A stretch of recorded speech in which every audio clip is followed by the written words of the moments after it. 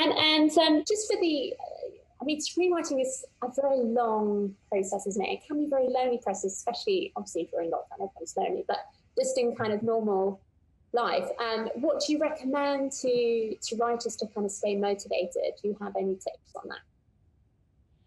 Ooh, yeah, I think don't let a project drag. I mean, I would set up a schedule for yourself, and I know that like especially nowadays it can be quite hard to stick to those things, but something about going, I'm not just going to let this explode into every part of my life, going, I'm going to spend this many hours on this many hours on this many, like I can help make something really daunting seem really possible. On the social side of things though, like I think get a WhatsApp group of friends. Like nothing has saved me more this year, I think, than like having like 4 or 5 people in a group that just vent about work who I similarly feel. And like when we don't live in pandemic land anymore, I found showing up to the same space with a person or a couple of people and doing it together, even if you're not talking, the idea, it kind of holds you a bit accountable to know that someone else is there. So there's an app called what's it called, like Forest, which is basically where I haven't used it for a little bit, but I used to, it was really effective for a time. And what it is you and a friend basically sign on at the same time, and you like grow a tree together.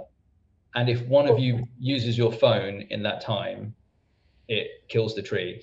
It's like a really small, like emotive stakes thing. It's like, I don't want to be that person who killed this. I'm just going to keep focused. But yeah, it's like, you know, a 90-minute timer or 120-minute timer or like 20-minute timer. And then what's nice is at the end of that, you ask your friend, you know, how did you do? And just having that little bit of bounce with someone else, I found when things are very lonely or feel really bleak, is just a nice way to keep going, but have a social side to it. Do you use any other apps to sort of assist your writing or screenwriting process? Yeah, like I've become that person. Like whenever I'm feeling really, really like I don't want to do it, just having like a simple timer thing, like that doesn't have to be an app. It can be like a kitchen timer. Like I have become a big advocate of that, just because it's a non-threatening way of going, like, here is 25 minutes, just put your face in front of this for now, and just having it there and keeping you accountable, but like not seeming like a massive use of time is yeah, really handy. I used to use an internet blocker, but I don't anymore. I just literally I've got into a thing very recently actually where it's the opposite of an app, which is I don't turn my phone on until 12 o'clock if I can, like some days like today. So, yeah, that's right. It's super disciplined, and it just, I guess that just blocks out all the kind of distraction and noise. Yeah, I think it's just it's because it's hard. Like, although this is like very specific to right now, but I found both lockdown life is both very lonely, but also there can be like a lot of noise, and because you're reaching for that socialization, you are trying to find a way of keeping as a person in the world. But actually, I think to be a good writer, sometimes you have to kind of embrace the boredom and loneliness a little bit. So I had to go to the extreme thing of like, I'll turn off my phone before I go to bed, and then I try to not turn it on till midday, and annoyingly, that works.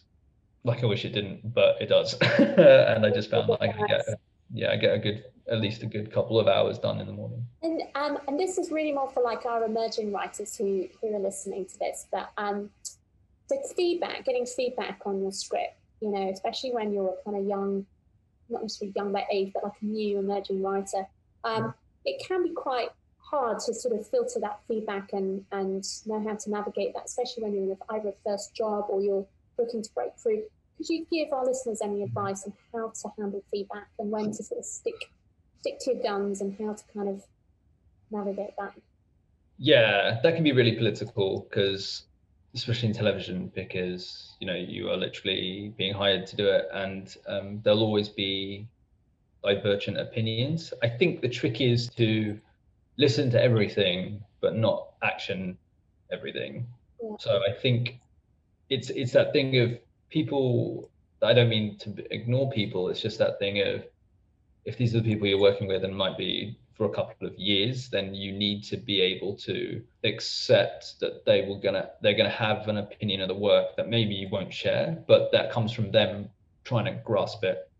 Hopefully in a position where you like and respect your collaborators, and so the things that they're saying to you, you know, might be something for a different project or taking it in a slightly different direction. I think what's really important is, first of all, you understand very fully what you're trying to do with it, so you can articulate why if there's a note that you don't agree with or you think might change something vital. It's really important for you to be able to get that across to them. And in most cases, I think people understand that. They just want to know that they've been heard. And there's an old maxim of trying to find the note behind the note. So if someone is suggesting, hey, you know, why don't we like put that character in a car and send them off a cliff? You know, the thing that they're suggesting there might not be right for your project. But if you just ask them, it's like, oh, I'm interested for you, like what's motivating that? And it might just be like, oh, I'm just looking for a bit more jeopardy here, or I think like it's lulling a bit and trying to find action. So people jump to a solution rather than trying to interrogate necessarily what's created that. So if you're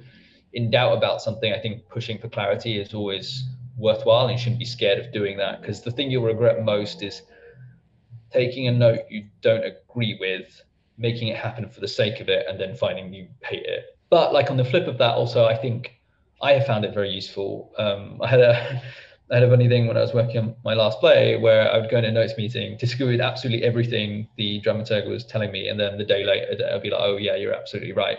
So sometimes I think there can be a thing where you are too close to something and you will immediately reject something that someone has told you. So again, if you respect your collaborators and you understand that they have the best intentions for you and the project at heart, I think it is worth saying, hey, like, just can I just take a couple of days or something to digest that fully, and come back to you. Again, I think having that clarity of communication of what you're trying to do and also your intentions is really useful, and to ask that of other people is really important, just to make sure you're all working on the same project. That's superb advice. Thank you. And again, really for our emerging writers, particularly in this time, I mean, I'm interested to ask you, you know, do you think there's a lot of development going on? Are people still developing a lot of material? And for new emerging writers looking to get that first break, what advice could you give them in terms of kind of what they're writing, and also sort of how to get their work out there? Yeah, I think there is a lot of development going. I think it probably slowed a little bit, but at least from my perspective, I'm seeing lots of people trying to get going again, especially now production will hopefully become a little bit easier in the months to come. I think, you know, there'll be a little bit of backlog with projects, but like there are a lot more platforms. There's probably a lot more money coming into it. There is a lot more appetite for risk. And so twinned with that, I think with when you're trying to break in, like for me, I wrote so True Brits was the play.